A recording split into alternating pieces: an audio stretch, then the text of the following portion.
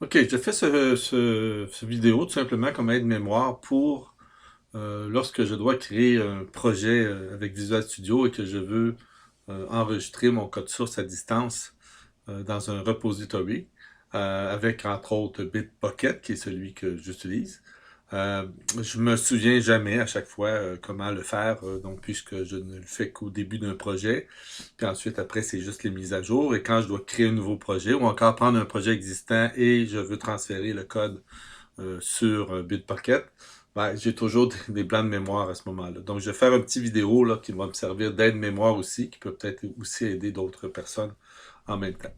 Donc, le premier exemple que je vais faire, c'est que si je sais que dès le départ, le projet que je veux créer, je veux qu'il soit automatiquement créé dans un repository, ben, à ce moment-là, je vais faire ce premier projet-là. Donc, si je vais créer un repository, je suis actuellement déjà connecté sur le web, sur Bitbucket. Donc ça, vous devez vous créer un compte si vous n'en avez pas. Et ensuite, je vais créer un nouveau repository ici. Donc ici, je vais faire plus pour créer repository. Je vais utiliser mon workspace qui est le nom de mon entreprise, ADCDAO. J'ai déjà créé un projet qui s'appelle Test. Donc je vais l'utiliser. Et je vais l'appeler TestGit nouveau projet. Je l'avais déjà ici testé. Si on veut, on peut aller dans les paramètres avancés, dire que c'est un projet en C# que je veux utiliser. Donc, je crée mon répertoire. Donc, j'ai mon nouveau répertoire de créer. Il est actuellement vide. Il ne contient que le fichier git-ignore qui permet qui sert à exclure certains fichiers du contrôle source. Donc, maintenant, je vais aller dans Visual Studio et je vais, dans un premier temps, cloner le répertoire distant que je viens de créer. Donc, je vais aller ici. Là, actuellement, j'ai aucun projet d'ouvert. Donc, dans la partie à droite, assurez-vous d'être dans Team Explorer. Je vais utiliser l'extension Bitbucket. Donc, ça, si vous ne l'avez pas, il faut l'installer avec. Vous allez dans les outils, extension et mise à jour. Et vous allez dans En ligne. Faites une recherche sur Bitbucket. Et là, vous allez avoir l'extension Visual Studio. Moi, elle est déjà installée. Mais vous pouvez l'installer, c'est très facile. Vous double-cliquez, le processus va démarrer. Il va falloir que vous fermiez Visual Studio pour lors de l'installation, puis vous le réouvrez après. Donc, quand ça c'est fait, ben ici, assurez-vous d'être connecté. Là, actuellement, je suis actuellement connecté. Sinon, vous allez avoir un login. On va vous demander votre nom d'usager et votre mot de passe tel que vous l'avez défini lorsque vous êtes connecté à Bitbucket, lorsque vous avez créé votre compte. Et je vais faire l'option clone. Donc ici, clone, là, il va me montrer tous mes repositories qui sont disponibles sur Bitbucket. Donc ici, dans le Workspace ADCDAO, j'ai le repository que je viens de créer. Par défaut, il y a un dossier de source code par défaut pour le repository qui est défini. Moi, j'ai tendance à placer mes codes sources dans un dossier spécifique. Donc, je vais dans un premier temps changer le dossier. Donc, je vais aller ici. Bon, moi, je les mets toujours au même endroit sur mon ordinateur. Tous mes codes sources sont sur mon PC dans un disque D ici. Dans le dossier de programmation et ensuite selon mon langage. Donc là, je vais faire un exemple en C# 2017 et j'ai un dossier de test Git ici.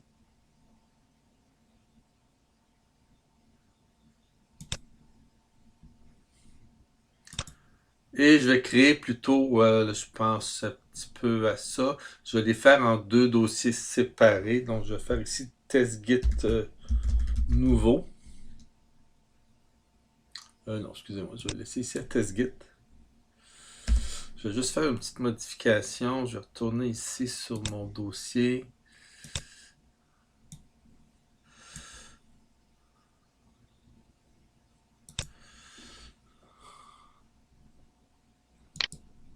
Je vais le renommer TestGit nouveau projet.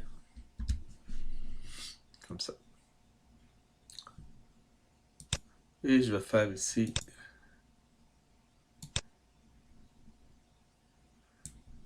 Je vais aussi faire un petit quelque chose.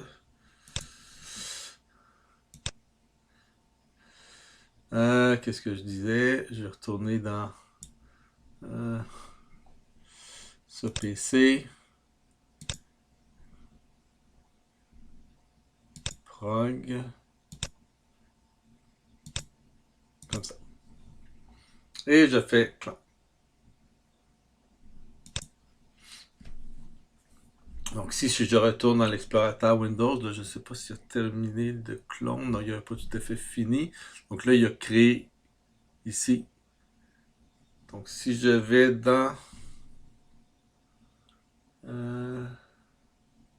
ici, donc il nous a créé un autre dossier dans lequel on retrouve le fichier Git qui a été créé et le dossier ici. Donc ça a été cloné donc à partir de Bitbucket.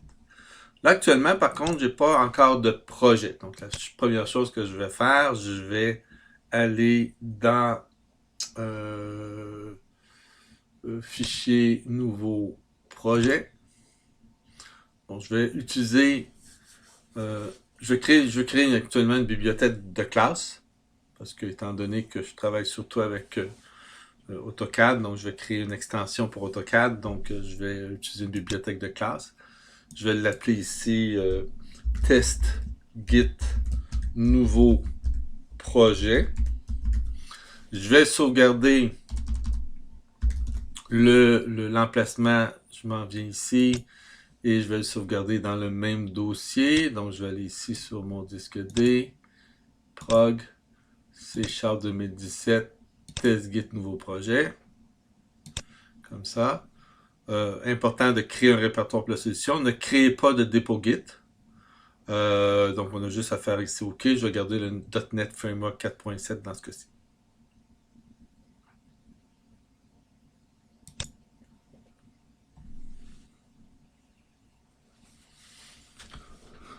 Donc, j'ai actuellement mon projet de créer. Donc, maintenant, ce que je dois faire, il est si je vais dans mon dossier. Donc, on voit que maintenant, j'ai une nouvelle solution qui a été créée au même endroit.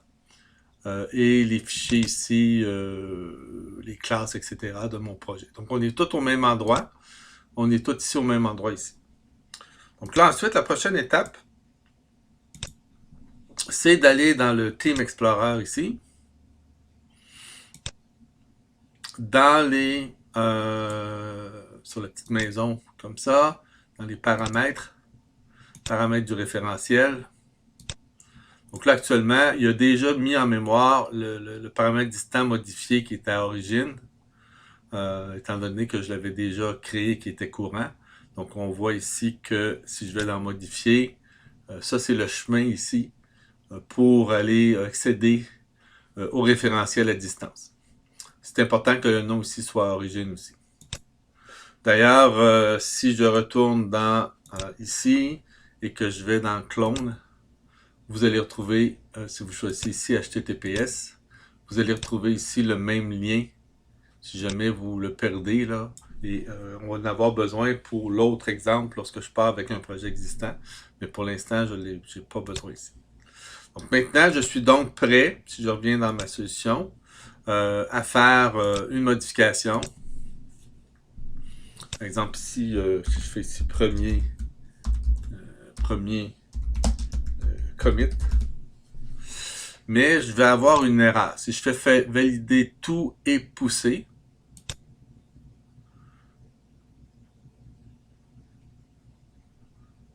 OK, il a tout fait d'un coup. J'ai pas eu de problème ici. OK. Parce que ce qui peut arriver, si jamais vous avez une erreur, il faut faire attention, parce que j'ai eu ce problème-là, mais je pense que là, je sais pourquoi je l'ai eu. C'est parce que j'avais pas choisi dans un premier temps, j'avais pas indiqué que c'était du C#, donc que c'était une Visual Studio.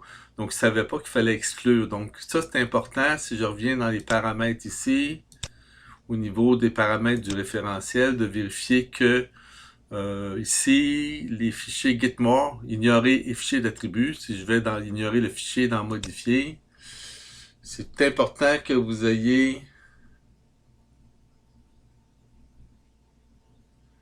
Ok, là, je ne sais pas pourquoi je ne l'ai pas eu l'erreur. Ok, on va refaire un autre petit test ici. C'est peut-être que... Ok, on va refaire un autre petit test. Je vais retourner dans mon explorateur ici.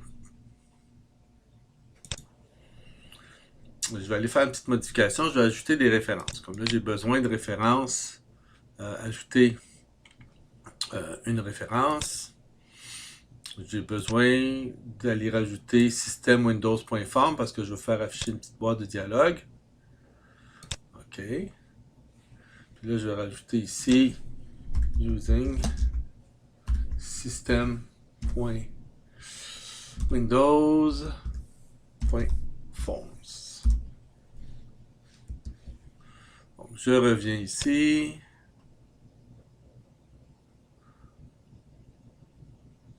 Team Explorer, ici. Modification. Ajout d'une référence. Valider tout et pousser. On doit enregistrer la solution, ce qui n'a pas été fait. Et là, voyez-vous, j'ai une erreur. Parce que là, j'ai rajouté une référence dans Visual Studio qui fait qu'il n'est pas capable de le faire parce qu'il faut faire une exclusion sur les fichiers de .vs. Donc, pour ça, vous devez aller dans, je reviens ici, dans les paramètres du référentiel. Donc, ici, dans modifier, je vais aller à la fin complètement, je vais mettre un petit commentaire, fichier Visual Studio, puis on fait .vs barre oblique, donc le dossier .vs et tous les sous-dossiers.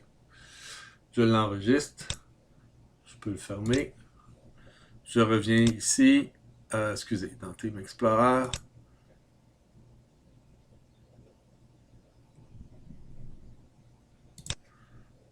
modification, je réessaye une nouvelle fois, avec doigt poussé. Et là, c'est fonctionné, ça a fonctionné. Donc, si je retourne dans mon fichier ici, je fais un petit rafraîchissement de ma fenêtre. Et là, on voit maintenant que j'ai ma nouvelle solution qui est en code source qui est là, à l'intérieur duquel je vais retrouver tout mon code source disponible sur Visual Studio ici. Si je vais dans les commits, ben, je vois que j'ai eu mon initial commit. Bon, ça après, c'est mon premier commit de Visual Studio. J'aurais peut-être dû le mettre un peu différemment. Et là, je viens d'ajouter une référence, donc j'ai un autre commit qui a été fait. Donc, je peux suivre ici.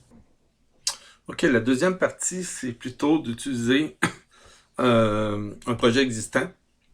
Donc, je vais créer un nouveau projet. Donc ici, bon, je l'ai effacé, puis je vais le recommencer.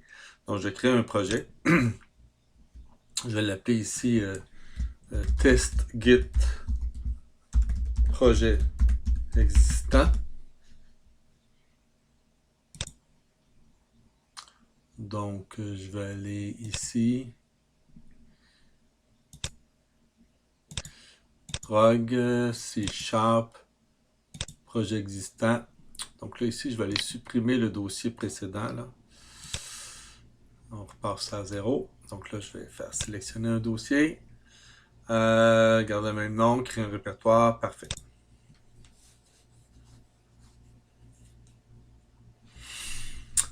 Ensuite, ce qu'il faut faire, c'est ajouter la solution, ajouter un contrôle de code source. Donc, on fait fichier, ajouter au contrôle de code source.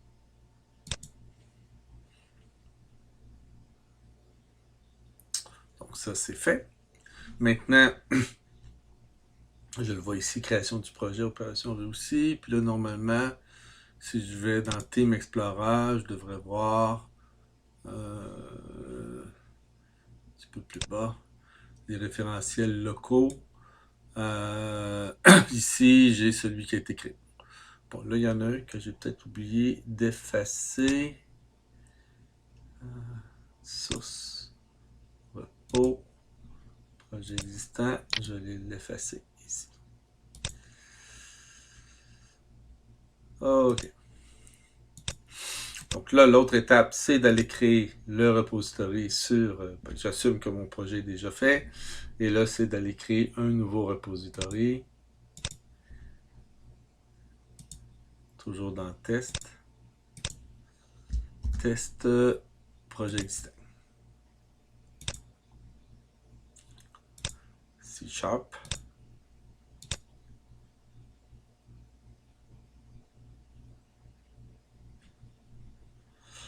OK. Donc, comme tantôt, j'ai un projet vide avec seulement Getignore. Je retourne ici. Et là, je vais aller cloner.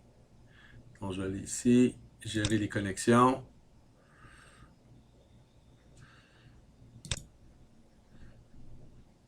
Cloner. Projet existant. Je l'envoie dans celui par défaut de Windows, de Visual Studio, pardon.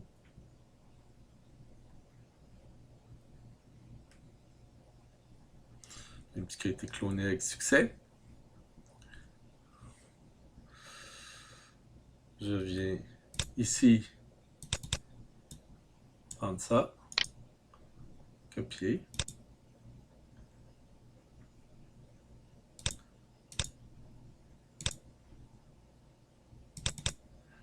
Donc ici, il y en avait déjà un parce qu'en ajoutant au code source, il l'ajoute, mais là, je vais aller les écraser par celui qui vient de Bitbucket. OK. Je retourne dans Visual Studio. Je vais dans mes paramètres. Paramètres du référentiel. Je n'ai pas besoin d'ajouter ici les distants, je crois. Je vais vérifier. Modifier Getignore. Je rajoute mes fichiers Visual Studio.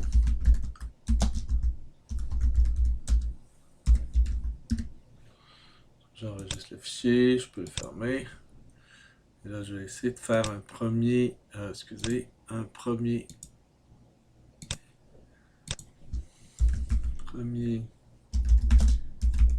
commit de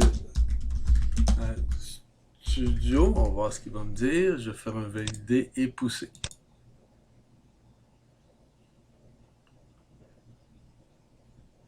Donc, ça semble avoir fonctionné.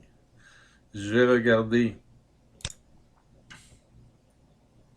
Là, je suis dans mon projet existant. Effectivement, là, j'ai mes fichiers de projet existant qui ont été là. Si je vais dans mon commit, mon premier commit de Visual Studio qui a été fait.